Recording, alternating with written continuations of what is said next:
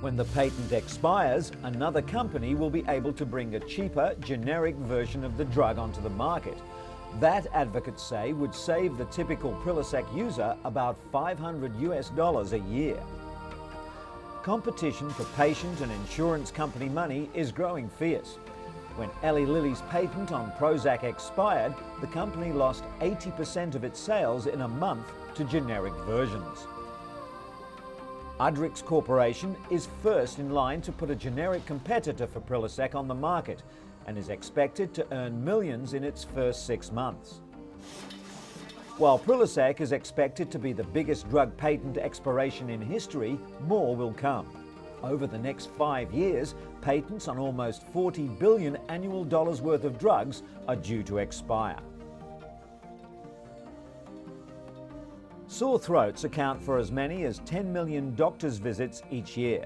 According to a new study in the Journal of the American Medical Association, antibiotics, the most popular treatment prescribed for sore throats, is not necessarily the best one.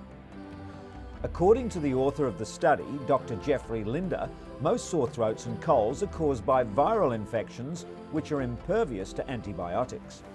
Antibiotics are most effective at treating bacterial infections such as strep throat. Linders attributes the overprescription to expediency. Doctors not having enough time to perform bacterial tests or patients expecting a quick fix. Overprescription of antibiotics has allowed a new class of a drug-resistant bacteria to develop, which may be difficult to destroy and could lead to extended illness. Though it's yet to become a widespread health concern, emergency room doctors have already reported seeing an increase in drug-resistant pneumonia. In other drug news, Vioxx, one of the top-selling prescription painkillers, may increase a person's risk of having a heart attack, according to a study published in the latest issue of the Journal of the American Medical Association. The research looked at the rate of cardiovascular incidents, such as heart attack, sudden death and stroke, in 2 clinical trials, and found that among people with rheumatoid arthritis, Vioxx may increase cardiovascular events twofold. Merck & Co., the makers of Vioxx, dispute the analysis. They conducted their own studies of Vioxx among 28,000 patients, in which some were given Vioxx and others were given a sugar pill. The drug, which is advertised as providing 24-hour relief to osteoarthritis sufferers, is widely used internationally and is currently being tested to see if it can prevent Alzheimer's disease in people with dementia. And the drug that's taken the world by storm. Young people everywhere have been swept off their feet by ecstasy. Once considered a harmless drug only taken by teens dancing the night away at raves and nightclubs, researchers now say they're sure ecstasy can cause brain damage and long-term memory loss. According to Dr. Alan Lechner of the National Institute on Drug Abuse, ecstasy use has spread to rural communities throughout the US and is not just a club drug anymore. Stamped with different markings like the yin and yang symbol and the Statue of Liberty, the pills are pouring into the US from Europe. In 2001 alone, United States customs agents seized over 9 million tablets and expect that number to rise sharply by 2002. As nightclubs pump out the music and kids come to dance, authorities around the world hope that ecstasy is just a passing fad, not an epidemic.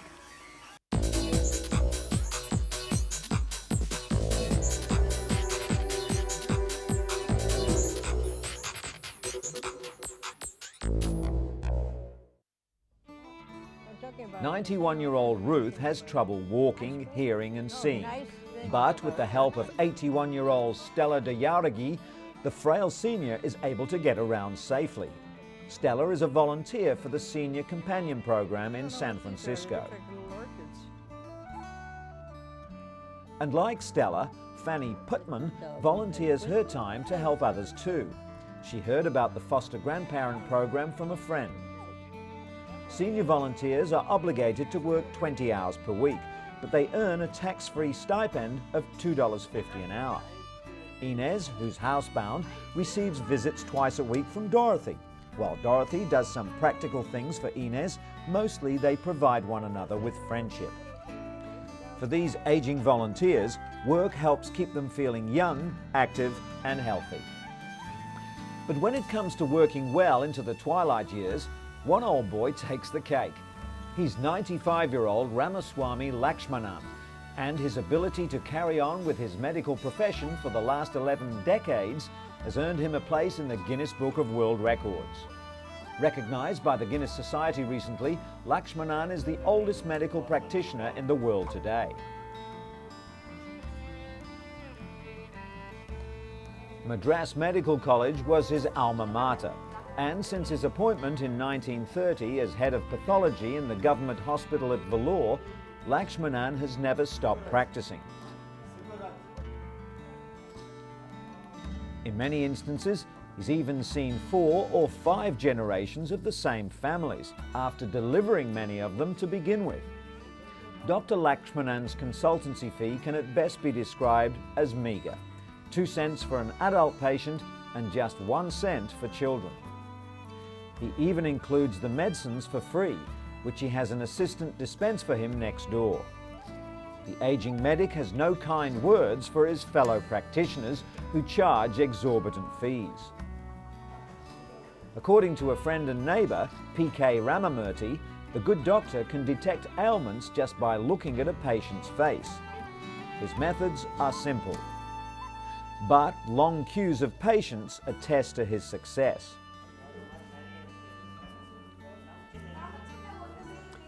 On average, he sees 60 people each day.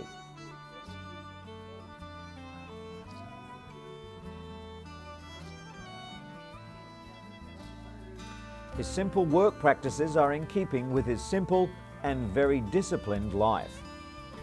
He rises at 5 a.m. each morning, bathes in cold water, and prepares to have a coffee. Then he takes bread and milk and goes to work. Dr. Lakshmanan believes his daily regime is what has kept his body trim and healthy and his mind sharp. The much-loved medicine man plans to keep healing the sick for some years to come, Guinness World Record or not.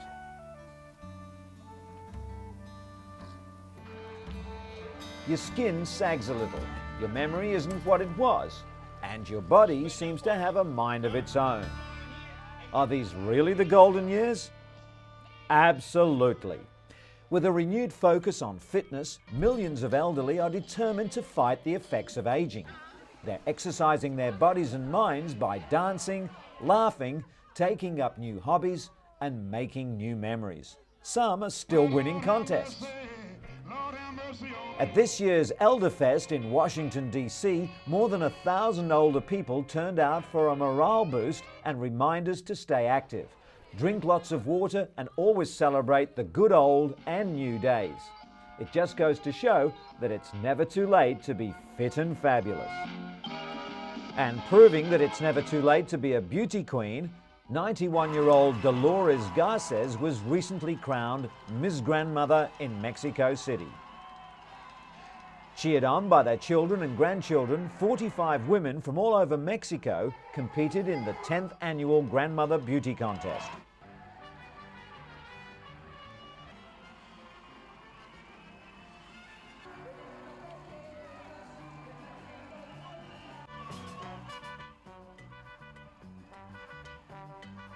While there was no bathing suit competition, contestants strutted their stuff in glamorous evening gowns and traditional Mexican dresses. Contestants were even quizzed on current events. Pageant organisers have received positive feedback from senior citizens who love the show. In addition to the crown, Garces will receive various beauty products and trips to popular Mexican tourist towns.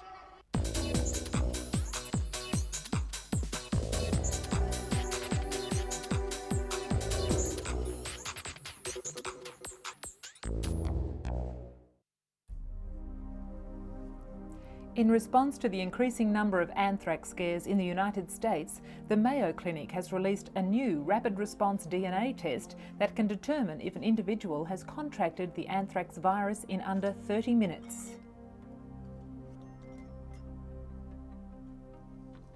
Until now, tests have taken several days to identify the presence of anthrax. The test takes about 1 minute to prepare, and the Mayo Clinic claims results are accurate, even if there is a low level of bacteria present. Roche Diagnostics has distributed testing kits to 24 selected laboratories throughout the US at no cost. The test has not yet been approved by the US Food and Drug Administration, and it is not clear when or even if it will be in the near future. Another response to America's anthrax scare is a $25 home test kit. Pure Test claims to detect anthrax spores in the air, water and on surfaces. Some are warning such kits will only heighten already jittery nerves, while others argue they could help reduce unnecessary calls to overloaded police and physicians. Despite alarming scenes like these, the government continues to appeal for calm, but it's a message that's ringing hollow in cyberspace. Internet pharmacies are swamped with Cipro orders, the powerful anthrax antibiotic.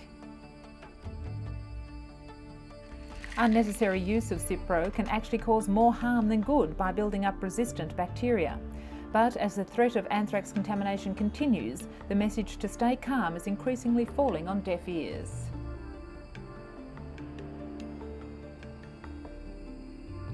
As more people are being treated with the now famous antibiotic, stockpiling and misuse of the drug is becoming a major concern. Capitol Hill staff and US postal workers are already treating Cipro like an old friend during difficult times.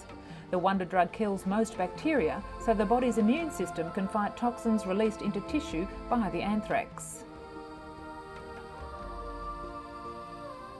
But doctors warn this drug must be used very carefully. For instance, if a dose is missed, the anthrax multiplies, but this time with a possible resistance to Cipro. All antibiotics have side effects, but Cipro can be particularly strong and even antacids can make it ineffective. Experts say antibiotic abuse will hurt more people than actual anthrax exposure. The bacteria may develop resistance to Cipro naturally over the course of years, but with widespread abuse it could happen within months. As a result of the recent spate of anthrax attacks in the United States, biologists and other researchers are taking steps to raise security at universities and institutions where hazardous bacteria is stored.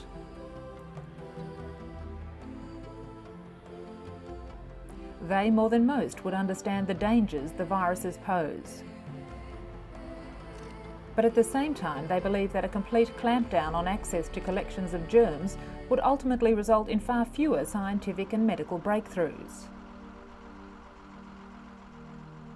Many universities instituted several immediate measures, such as obscuring information on data they possess on dangerous organisms, especially since discovering that the anthrax virus was most likely stolen from a research laboratory or institute. Meanwhile, the United States remains on a heightened state of alert, aware that the nation may be subjected to reprisal attacks following the relentless waves of airstrikes the military has rained down on Afghanistan. So far, at least 15 people have tested positive for anthrax and several have died. Thousands more have been treated preventatively with Cipro in an effort to stem possible development of the disease. The search for better alternatives to Cipro are underway as well, with some researchers claiming they've done away with common side effects such as nausea, diarrhea and rashes.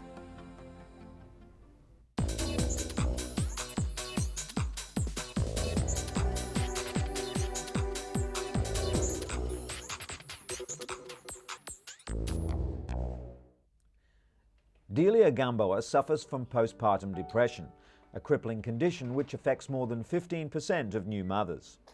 Like many women, she initially refused to be treated, concerned that medication could be passed on to her child through breast milk. It was a decision which proved disabling. But now there's hope for many women like Delia, with new research suggesting mothers can safely take psychiatric medication. Dr. Vivian Burt, director for the Women's Life Center at UCLA, assessed more than 95 studies spanning 5 decades and believes the findings are conclusive. Healthy babies won't suffer adversely to medication via breast milk. In the majority of cases, the benefits of taking antidepressants greatly outweigh the risks.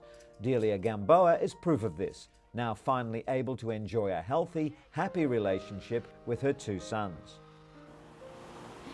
Pacifiers have been used by mothers to calm fussy babies for almost 3,000 years. But mums and doctors have become concerned that pacifier use may result in premature weaning of breastfeeding infants. A new study published in the latest issue of the Journal of the American Medical Association shows that babies are no more likely to stop breastfeeding within the first 3 months of life, whether the mother uses a pacifier or not. The problem unfolds when an infant cries and mothers think they don't have enough milk, so they use a pacifier to soothe their crying infant. Instead, doctors suggest breastfeeding more often to increase the milk supply. The study recommends several alternatives to using pacifiers, including carrying and rocking. Whenever mothers meet, there's always one hot topic of conversation: how their newborns and toddlers are sleeping. Joe and 10-week-old Will and Shana and 11-month-old Perry have an expert listener in Dr. Harriet Hiscock, a paediatrician at the Royal Children's Hospital in Melbourne, Australia. Dr. Hiscock has surveyed 740 new mothers who've had problems with their child's sleep.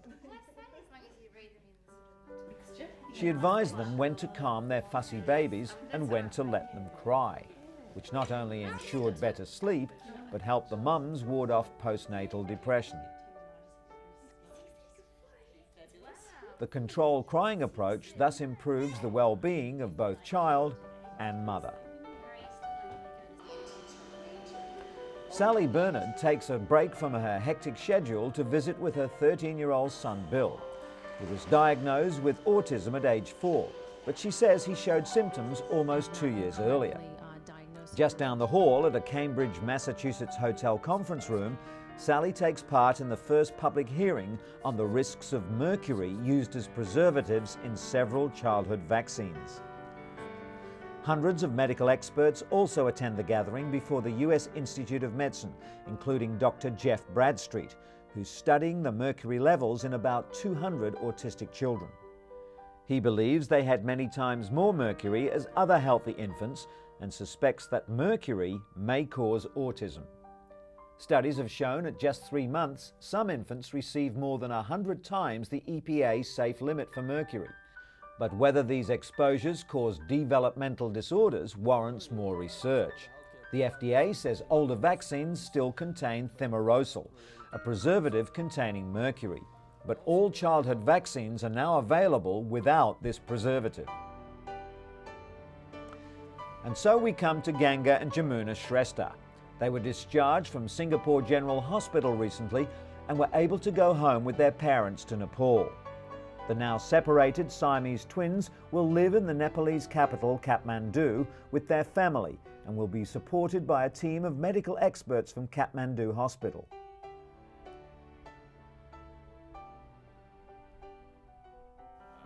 The surgeon who conducted the 100-hour operation to separate the twins told a news conference that the girls were ready to go home to rest, grow and develop.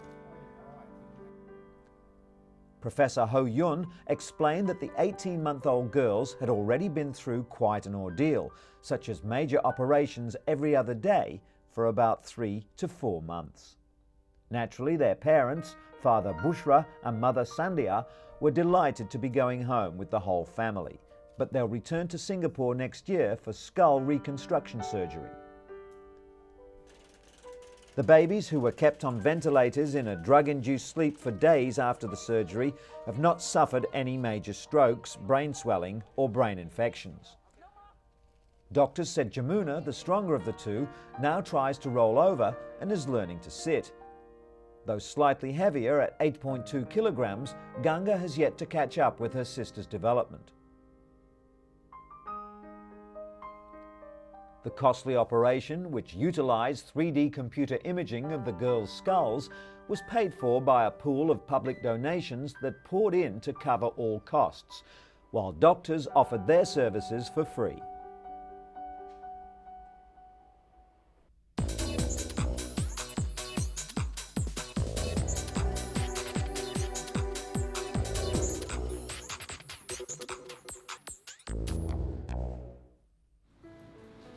Architect Alison Dunn has multiple sclerosis, a neurological disease that strikes younger people. While severe MS symptoms include paralysis, Alison suffers a milder form known as remit and relapse. Under current guidelines, doctors could only diagnose her after the second attack, but now there are new international guidelines being launched to diagnose the illness in far less time. MRI scans will now be done as soon as a person suffers their first attack.